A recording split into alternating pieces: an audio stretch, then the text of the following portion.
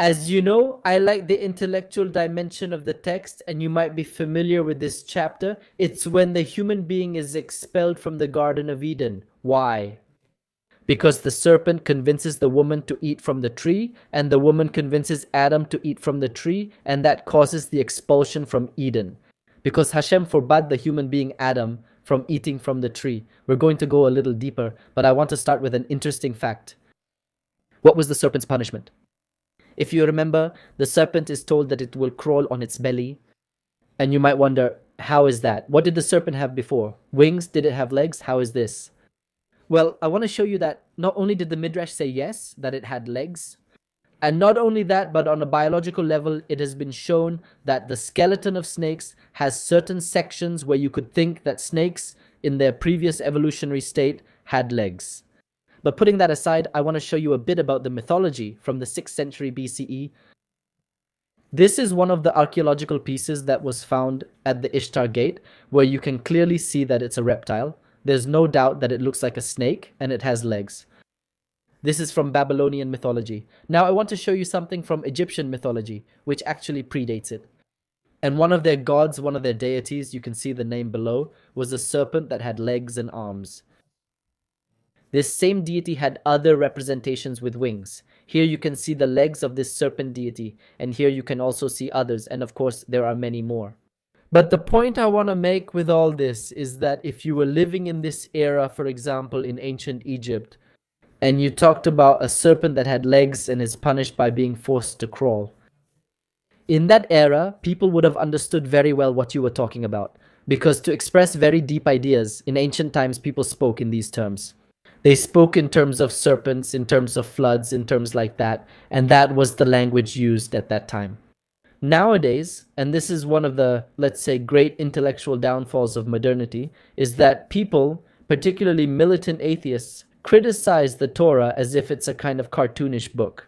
They would say, no, the ancients were so foolish that they believed snakes could talk and that they were in a paradise. And they believed in celestial beings and that the sea could split in two and in supernatural things. But they don't understand that this kind of Torah is an extremely profound text, with an intellectual level that has no comparison, but since it uses a different language than what we use in modern times, that's why it's so easy to judge it. It's as if, for example, you went to the time of Napoleon Bonaparte and started talking to Napoleon saying, hey, did you know that wokeism and progressivism mean that people, now a man feels like a woman and women feel like cats? And Napoleon Bonaparte wouldn't understand anything you're saying to him. It's not that the idea can't be explained to Napoleon, but he wouldn't understand modern terms like wokeism and intersectionality, and vice versa. There will be terms that he used that we won't understand their context or feel them because we no longer experience that reality. Just as an important fact, so that you understand that perspectives are often judged very simply without understanding the intellectual depth of what the Torah is. Let's get into the text now. Genesis chapter 3 verse 3, where the scene here is that the serpent is trying to, by the way, it's masculine, it's the serpent, and actually it's the same for the human as well. We will explain that later in another series, in another chapter. But the serpent is trying to convince the woman to eat the fruit, and the woman responds to him, from the fruit of the tree that is in the middle of the garden, which Hashem said, do not eat from it, nor touch it, so that you do not die. That is to say, the woman says, I am not going to eat it or touch it, because if I do, I will die. That is what Hashem said. But here there is a problem, and this is pointed out by Rashi, who was one of the great exegetes of the Torah. And he says, wait a second, the woman, she added something to God's command. God did not say that it was forbidden to touch the tree, but only that it was forbidden to eat from it. So what she did was add words to what God said. That is, God never forbade touching the tree. So what happens? I'll show you what Don Isaac Abarbanel says, one of my favorite sages. This is a very long commentary that he offers on this chapter, but I'll just read you a fragment.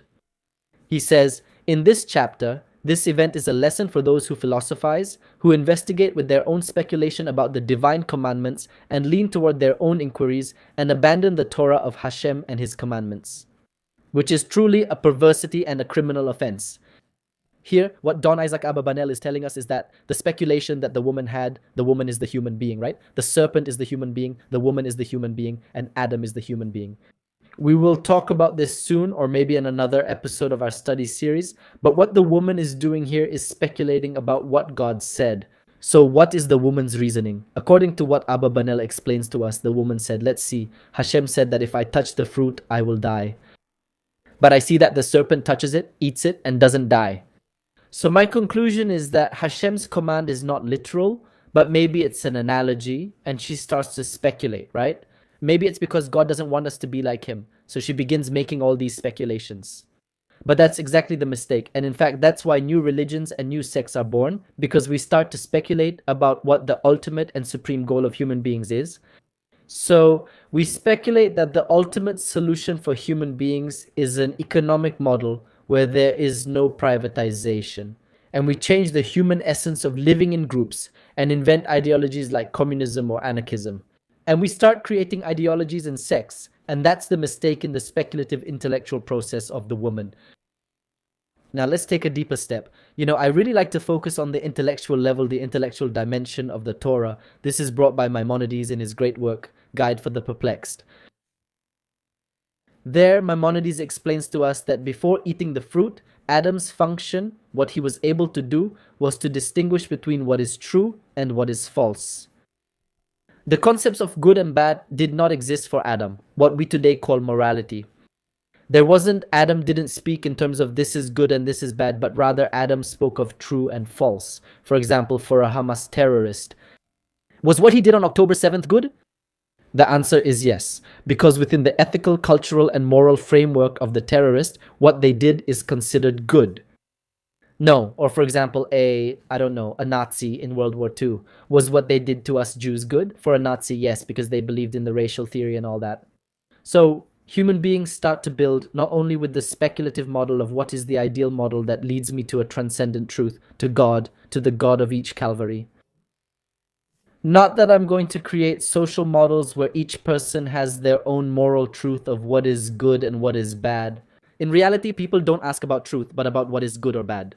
And that's why you have all these conflicts in the world, because everyone has their own version of what is good and what is bad, and everyone has their own speculation about what is good and what is bad. So here the frames of reference of each ideology clash because of this, because nobody is asking what the truth is.